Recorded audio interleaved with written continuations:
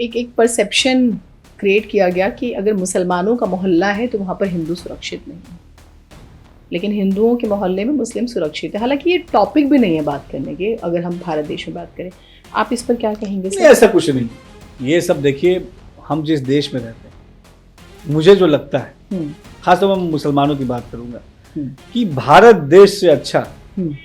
मुसलमानों के लिए कोई दूसरा देश नहीं हो सकता। बिल्कुल, ये कंफर्म है। मैं कई सारे कंट्रीज में गया, कंफर्म है सर, मैंने देखा है वहाँ पे,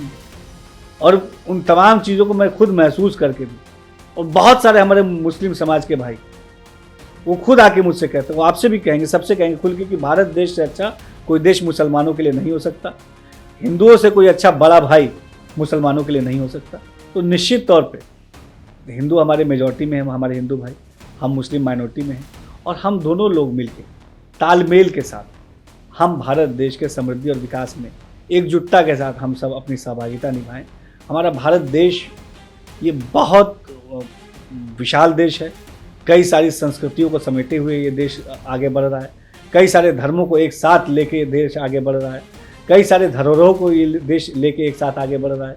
कई सारे विरासतों को ये देश लेके आगे बढ़ रहा है, कई सारे खान पान की चीज़ों को ये देश लेके आगे बढ़ रहा है, कई सारे जो पहनावे हैं, कई सारी भाषाएं हैं, कई सारे पहचान हैं, कई सारी बोलियां हैं,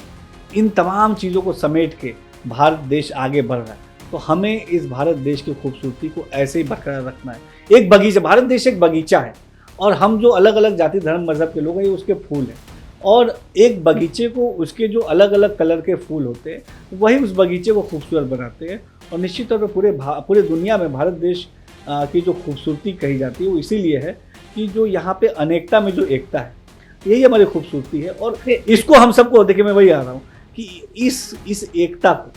और इस खूबसूरती को बनाए रखने की जिम्मेदारी ये दानिश आज़ाद अंसारी की है, ये आपकी है, और ये भारत देश के एक एक नागरिक की।